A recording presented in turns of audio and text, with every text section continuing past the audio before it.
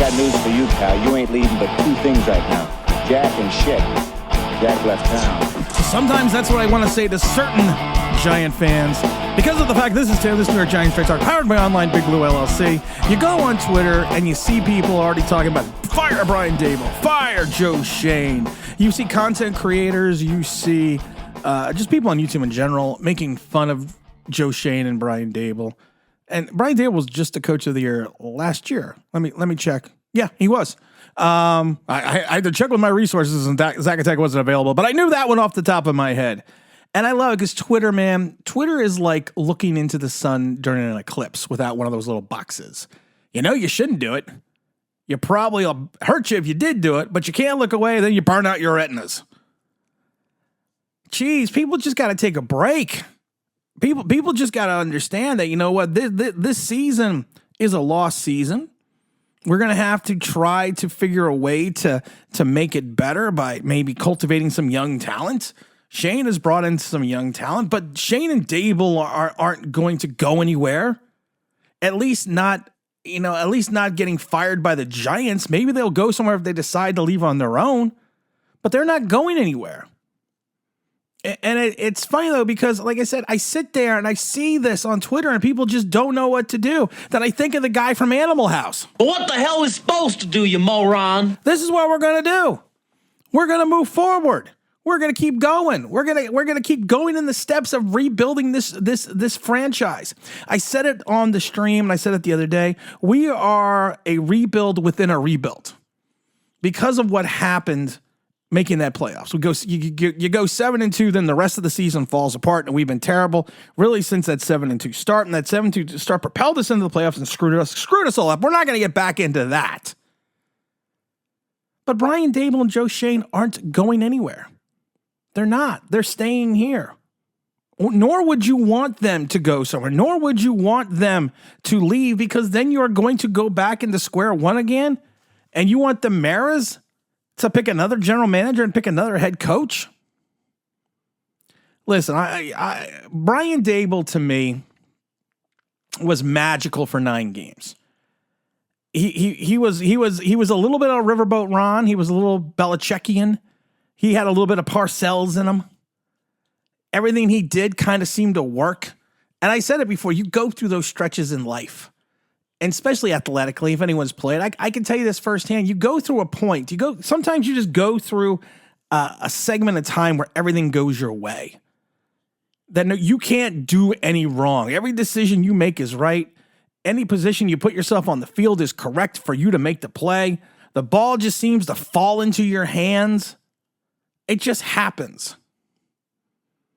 I recovered 3 fumbles in 3 consecutive games. Why? We still lost all 3 games. Why? Because I was in the right position at the right time every time. Not that I was good, not that I was great, not that I was doing anything spectacular. I just happened to be at the right position at the right time. And sometimes that just happens. So those first section of games, that's what Brian Daboll was doing. Anything he did worked. But the problem is this: that luck runs out. Your luck changes. And that's okay. You have to build on that. He's made some questionable decisions this year. He kind of lost that riverboat mentality. I think when you get to a point where you start losing games in the fashion that we've been losing them, when you have an opportunity to win a game, you kind of go, I'm not going to say you don't go scared, but you kind of sit there and you start looking at playing the odds, playing the percentages. Well, the percentages tell me that if I do this, we should win this game, but that doesn't work in football. That works a little bit more in baseball, but you also don't have 22 men on the field all having to work together to either gain a yard or stop you from getting a yard. Like I would have gone with Saquon Barkley that last play against Buffalo. I know it didn't work at the half, but I probably would have done that. I would have gone in a couple times on 4th down that he didn't go for this on season, that he might have gone during that 9-game magical run. But he's not going anywhere. The only time I think that Brian Daboll would even consider going anywhere is if something happened in Buffalo.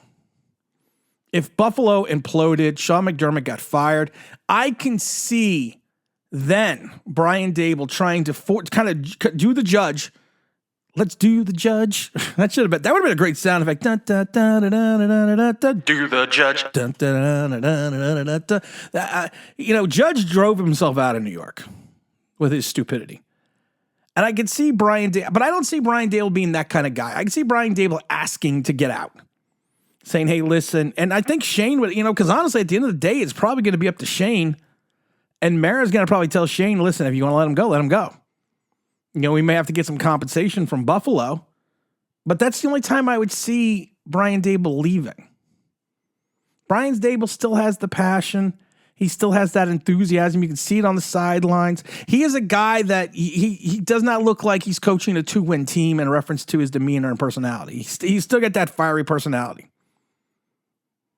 Now, that also could just be an act. I don't know. I really don't know because I don't know the man. But I don't think he's going to go anywhere. The Giants aren't going to. If the Giants do not win another game, they are not firing Brian Daboll. Sorry, they're just not. They are going to try to right this ship because, like I said, we are a rebuild within a rebuild.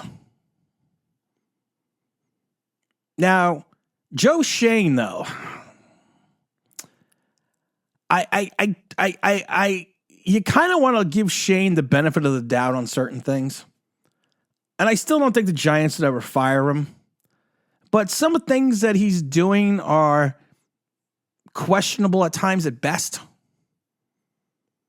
I said when we traded for Darren Waller, I said I didn't believe the wedding bullshit. I said I thought it was because of injuries. The Raiders got rid of their quarterback. They didn't know where they were going. His salary was too large, and he was on the wrong side of 30. And when we traded for him, the first thing I said is, yes, if we got Darren Waller from 3 years ago, I am excited. But the odds were that we got Darren Waller from the last 2 seasons. And it was a roll of a dice. It was a gamble. Now, the only good news is we only have $10 million guaranteed this year. We can really move on from next year if we have to. I don't see that happening as well because I think we're going to go get a quarterback. So I think the likes of Waller and Saquon Barkley will be back at least for another year. But the move was questionable at best. Then we look at the move for Boogie. Has anyone seen Boogie Basham? Is he still on the team? Oh, yeah, he's still on the team. Boogie Basham is still on the team, yeah. That was questionable as well. Then you look at Glowinski. You look at a couple other people. Again, these are guys that we were hampered by this. We were hampered by the salary cap issues that were created by the Gettleman and the Maras. I blame more Tim Mara as well. So we knew we were going to have these problems. But then when you're going to sign Daniel Jones to the contract, you're knowingly going to have to then tag Saquon Barkley, and you're going to have to give him that money all guaranteed. It was really going to hurt. And then you kind of, listen, Bobby Okereke has played wonderfully. He's played marvelously these last couple of weeks. But if you look at the market for an off-the-ball linebacker, we overpaid. And then you look at Paris Campbell. I initially liked the Paris Campbell signing. I thought he could be, like I said, if you're looking for weapons for Daniel Jones, I didn't like the fact that he had one healthy season out of his entire NFL career, and he played for a bad Indianapolis team. And I've said this before: if you're on a bad team, someone still has to make the tackles or the catches or run the ball or throw the ball, but it doesn't mean you're good. And you see some little things that he did going into preseason, and you were kind of scratching your head a little bit. And then he came out, Campbell basically said, well, the Giant deal was really the only deal I had on the table. That's the only really deal I had, so I had to take it. The market wasn't there for me. And then you're looking at the contract going, did we overpay maybe for a guy that no one else wanted? I thought that was, like I said, when Paris Campbell came out and said that, I thought that was a little interesting that he was basically like, no one wanted me. I mean, we basically only gave him signed a 1 year, $4.7 million, including a $1.5 million signing bonus, 2.9 guaranteed on average salary at 4.7. But you're still giving a guy $4.7 million that nobody wanted. And then there was the whole Daniel Jones fiasco. And I love when people are like, well, Tim, you shouldn't gloat. And I'm not gloating. I've said this before, and I said this on Twitter. Here's my thing. with the Daniel Jones contract. I said it was going to be, everyone was like, well, such a great deal by Schoen. I said, if this implodes, it's going to be an anchor for 2 seasons.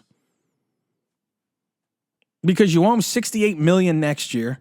You owe him 22. You have a dead cap number. Well, you have a dead cap number 68 next year. You have a dead cap number of 22 million the following year. So you're going to have, and I said, you're going to have like almost, 70 or $80 million in dead cap space, or almost, $90 million in dead cap space over 2 years. I can't do math today. And I said, this is the thing. You are paying a guy who's coming off one average NFL season, and you're still giving him $40 million a year. And I said this before, if this goes bad, you're going to set the franchise back at least 4 or 5 years. And I love it because there was people arguing on Twitter about this, about being set back, how this wasn't really going to set back the Giants. And I said, well, think about it this way. 2023, you're a wash. That's year 1. You draft a guy in 2024, that's year 2, because more likely you're still going to have to, if you're probably going to have to play the rookie. So you figure then 2023 is going to be the second season that you're still adding pieces, and you're hoping your rookie is going to maturate. And then you hope 2025 is when he starts playing at a high level and you put the pieces around him. So you're already 4 years in from another rebuild with a rookie quarterback. Now you could speed up that process because we are going to have cap space, but here's the problem with having cap space. If you don't draft well, cap space doesn't mean much because you're not going to fill out your entire roster with your cap space. I mean, just think about that. Just think about that for a minute. You are not going to fill out your entire roster with your cap space. You need to draft. And if you don't draft well, here's the problem. Like I said, I think this year's draft looks better. Banks is a player. John Michael Schmitz has played well enough. Hyatt, I don't know what's going on with Hyatt. I wish I could tell you. You hope it changes. You hope it changes with Hyatt, but I don't know whether rookie quarterback is going to get any better. So the jury's still out on Hyatt. Eric Gray, of course, is hurt, but to me, he's also just a waste. I don't dislike Eric Gray personally, but he's just one of those guys that you're just kind of like, he doesn't have the speed, he doesn't have the burst. You watch him out of college, he has a tendency to run out of contact, and he had a tendency to getting pulled down behind by a lot. Trey Hawkins, he came in with all the circumstance, all the pomp, everything, played well in training camp. He's getting burned worse than toast. Jordan Riley, he looked like he was going to be a player, then the wheels kind of fell off. And then Owens, the safety, again, you don't know. So really, there's 2 guys in the draft this year that you can literally say, maybe the Giants looks like they could have struck gold. And that's Shane's first draft, really, of his own volition. I mean, it was his own guys in the building. Everyone, it was his own guys going out there and finding these guys, his own scouts. You weren't relying on the information, from Gettleman or his staff. Because then you look at 2022, Kayvon Thibodeau, he's got his ups, he's got his downs, and right now you see the supernova, but then we also see the dead star. So we don't know what he had 1 tackle last week. And I love it because people on Twitter were breaking down the 1 tackle. Look at that 1 tackle. Then I had to mention to them, wasn't that his only tackle? The jury's still out on Evan Neal. Wan'Dale Robinson, I think he's going to be 7 yards in a cloud of dust. Joshua Azuda, we don't know yet. Cordell Flott has shown up in spurts. Daniel Bellinger, to me, is Jake Ballard. Dane Belton, I don't know why Dane Belton's still on this team. Micah McFadden, good player. Good hit. We got a hit on that. DJ Davidson, we haven't really seen. Beavers is gone. McKeithen's hurt. So really, in this draft, again, you have one. You have one. And I'll say a half with Kayvon Thibodeau. So you have 1.5 players. So and look, if you look at Shane's drafts, I mean, it's not that great. Same with his free agency. You're going to trust Joe Schoen with a large amount of money in free agency next year. Now, it's not like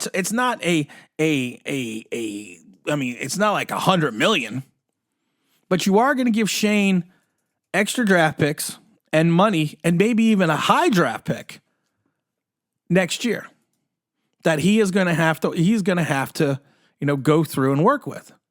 Because you're looking at it right now. Let me pull up the venerable online Big Blue chart. You're looking at it right now. You got almost $40 million in cap space with a rule of 51. And you only have 36 guys under contract. Now your big star is going to be gone. Is not going to be there, Daniel Jones. So, I mean, you can make some moves where you can clear some additional space, which is going to be, you're not going to get into Thomas, Lawrence, Kayvon, Okereke, Neal, Banks. You can't get Gano is still a $10 million cap hit. Darren Waller's a $7 million dead cap number. Adoree Jackson is manageable at 2. So if you look at it, you don't really have a lot of salaries you can move out either, because you got a lot, and we talked about this before. You got a lot of money tied up in your top 6 guys, because you have the contracts for your rookies, such as Kayvon Thibodeau and Evan Neal, moving forward into year 3. So you have dead cap numbers for Jones at 69, Andrew Thomas 60. Andrew Thomas's contract kicks in too, so you got 62. Dead cap number for Lawrence is 40. You got Kayvon at 18, Okereke at 17, Neal at 17, Banks at 11, and Gano at almost 10. So if you look at the top half of your salaries, the top 1, 2, 3, 4, 5, and that'd be Okereke, Thibodeau, Lawrence, Thomas, and Jones, you're looking at, let's see here, that's 30, 38, that's 40. You're almost looking at 5 guys with carrying up 43% of your current cap space. And I said it before, we only traded Leonard Williams because of the fact that Seattle took him because of the fact and gave us a 2 and a 5 because we're paying the remainder, the bulk of his salary. And we saved $9 million because we only had $500,000 in cap space. So we weren't going to make any moves. We couldn't bring in a rookie. We couldn't bring in a quarterback. We couldn't go look at guys vis-a-vis injury. So it's interesting. So Schoen, either way, he's got his work cut out for him, but he'll be back. I'll be back. See, that would have been great to have that sound effect. I would have been like, I'll be back. He's going to be back. So everyone's just got to take a deep breath. Understand we're in the middle of a rebuild. And we have to just hope that Schoen can find gold in this year's draft and that his last 2 classes start turning around, because we need those guys as building blocks because of the fact that we don't have enough money to retool this entire roster vis-a-vis free agency. Don't forget, we're going to have the big stream on Sunday. It's going to be the Tankin' for Tommy stream. So make sure you stay tuned for that. It's probably going to be again 10 a.m. Eastern Standard Time. And as always, don't forget to like, don't forget to subscribe, don't forget to ring that bell because you want to know why. That'd be awesome.